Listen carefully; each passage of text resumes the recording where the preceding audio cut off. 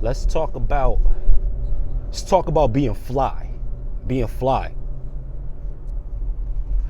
Not so much dress code as it is energy, charm, charisma, swag. Having confidence. Having a healthy amount of self-esteem. These things make you fly. It's not just about the clothes. In fact, it's really not about the clothes at all. The clothes can be used as props. This can enhance your flyness if you're already in the realm of self-confident. What you do see sometimes, though, is the money, going ahead of the confidence. So the person may not be really confident, but they might have a lot of money on, so to speak. Like, they might have a lot of money on. Shirt might be $1,000, jeans might be $1,000, sneaks might be $1,000, watch might be $80,000, $90,000.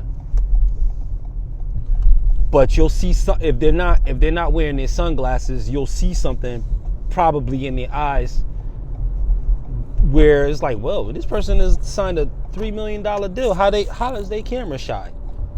Right. Because money doesn't equal fly. It doesn't equal swag. It doesn't equal respect. You're seeing a lot of that in a lot of these spaces. In the spaces, you're getting a lot of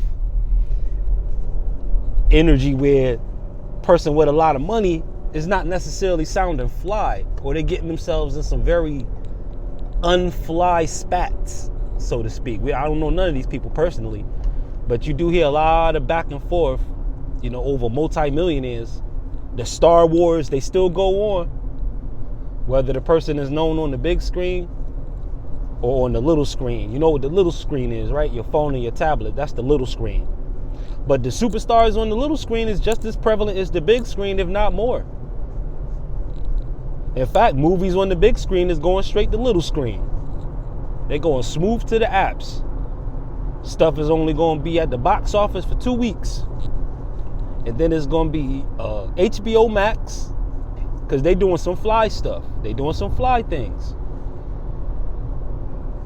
They got a network popping off that they got a direct pipeline through when it comes to filtering out their movies, their hits. And granted, some hits you got to wait for. Because being patient, what does that do? That helps you maintain your sense of fly, of being confident. Another word or another way that fly gets used is for the zipper of the pants. The zipper of the pants. Like, your fly is down, fix your fly. I used to hear a lot of this in grade school, like amongst the kids. You would hear that being said amongst the boys. Yo, your fly, fix your fly. And, of course, this covers us up, protects us, make sure that we're not indecent. And so that's just it. If you don't have your fly pulled up in terms of being fly, if you don't have your self-confidence, your swag pulled up, you could be indecent out here. Being insecure is like having your fly down. So we're using fly in both ways, not just the zipper, but fly in terms of swag too. But relating it to the zipper, it's like you don't want to get down like that in a messy fashion. You don't want to what do they call it? You don't want to piss on the game, because when the fly is down, it suggests that took place or will take place or something. But either way, it goes toward the relieving of themselves. But because of the fly, if the fly is down, it's not proper. You would assume that when the fly is down, that means the person wearing the pants is not aware. In most cases, they're not aware. So now you have a lack of awareness that comes with not being fly, or not having your fly up, not having your flyness up to par, up to standard, not having your confidence and self-image solidified, is what we're saying.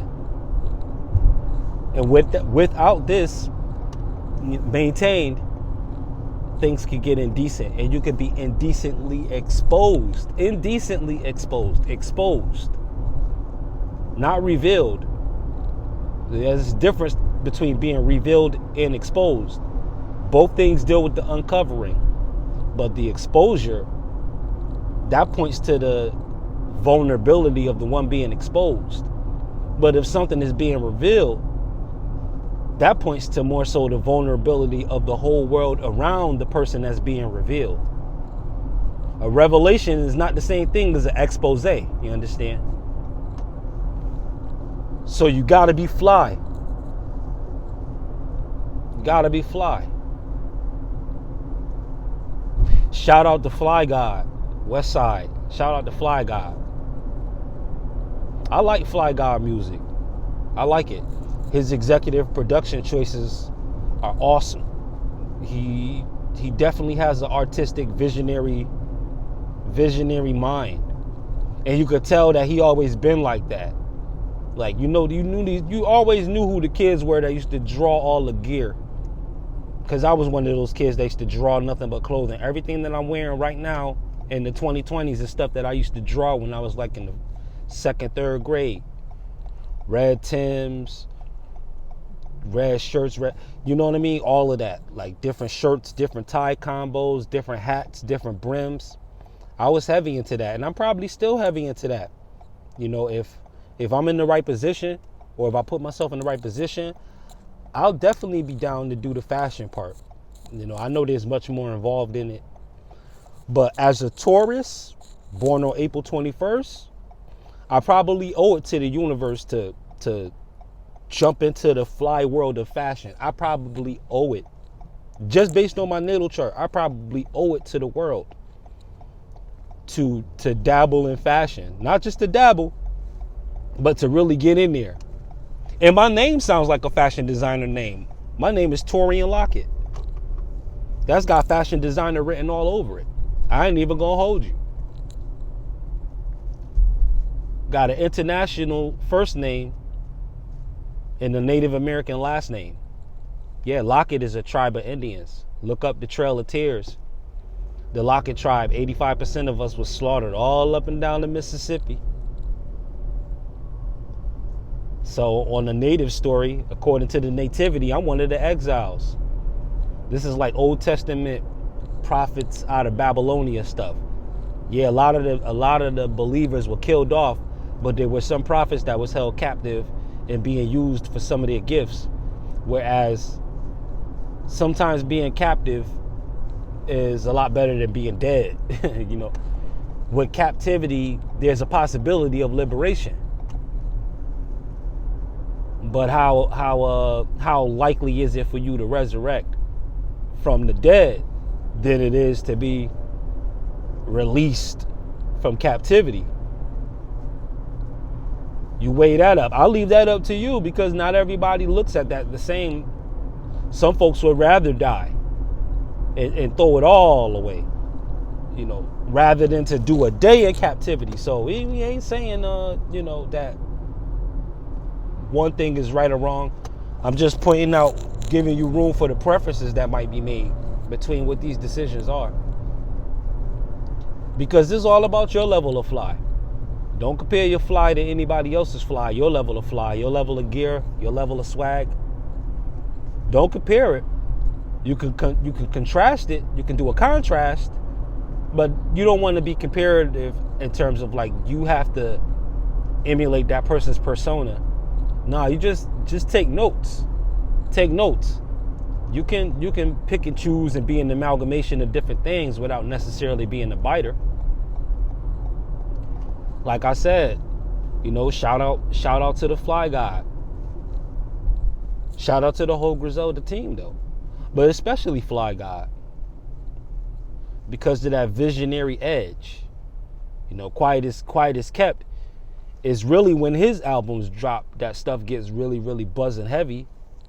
And he and the rest of the team, they wouldn't look at him as the premier spitter, although he had to be, because of the position that team was on. He had to be fly. He had to be Fly God. He had to be on the God level because he had to carry his whole team. I'll give you another example of God level, but it's split. Let's take CNN, the war report, the first one. There's two men, and there was two men that was certainly on the God level at that time. Really three. It was Capone and Noriega, obviously, but tragedy Gaddafi's pen. It was his pen that was behind a lot of that old Noriega. That's why he was rapping like that. That's why he sounded like that. Study the war report very closely, and you can hear how Nori was rhyming, what he was rhyming about. He wasn't rhyming like that after that war report was over, because that was the end of Tragedy's pen in that situation. Trage went on to do his own stuff, his own, like installments of Thug Matrix, which was fire. But you couldn't hear nothing amongst D-Block, Dipset, and G-Unit. Those three, from the early 2000s up to like maybe 2010, 2012, they was beer hugging hip hop. And I mean really beer hugging it, like Andre the Giant, like beer hugging it. You know, like the kind of beer hug where the hug knocks the other person unconscious because you're just squeezing them. Lower back pause, you know what I mean? Pause. But they was literally boa constrictor on the game. And it was lovely, you know what I mean? The little record stores in the hood, the CDs was only like $5. And a lot of people weren't contractually obligated at the time either. So this was before 50 got signed to Shady. This was before Dipset did the deal with Rockefeller. Who was the other one? I was just talking about the other one. I said G-Unit, Dipset. Yeah, D-Block was free agented up and all of that. They was on their own wave, doing their own thing. So they could come out every half hour if they wanted, like, you know what I mean? They could drop songs as much as they want, every 15, 20 minutes if they felt like it. And believe me, they was. The whole group, out of each of these groups now, this is Fly. This is Fly. The whole group would drop like 5 or 6 mixtapes, but in between that time, each member of the team would have like 5, 6, 7 mixtapes on their own. And then they would have a little clique. And the dudes from their clique had like 3, 4 mixtapes. I said, man. And you know what? Not for nothing. But as far as I can remember, what made that level of Fly possible, in my personal opinion, is none other than the Wu-Tang Clan. They were the first to have, you know, one dude is nice. Now it's 2, 3, 4 dudes nice. Now everybody in the doggone video nice, and got an album out, and got a single out, and they nice, and they could really rhyme. And then it's like, well, what about the whole crew in the back? What about the entourage? See, Wu-Tang was one of those groups that you could say they never really had a real entourage. And I'm not saying they wasn't rolling everywhere deep, because they was rolling deep. You know, back in the day, when the Wu was coming to your town, it'd be like 600 of them. No joke. Out of those 600 dudes, though, it'd be like 588 of them that's just nasty with the rhymes. Like, we talking about a whole project set to project housing complexes in their entirety, expressing themselves in the same gift. This is not just a matter of a few dudes on your corner that's nice with the rhyme. No, they whole posse, like the whole Stapleton projects, it might have been like maybe 25 people in there that just wasn't rhyming. Like, it was that real. And that level of flyness is very contagious. You know what I mean? If it wasn't, you know, it was so real in those days. And right now, you're still dealing in the realm of the fly. The cut of the clothing has changed, but the principle doesn't. The principle didn't change. When people stop working out of that cohesive group unit thing, flyness just starts to break up. If they get signed to the wrong label situation, you'll never hear from them like you did before they got signed. And these are things that deal with the fly.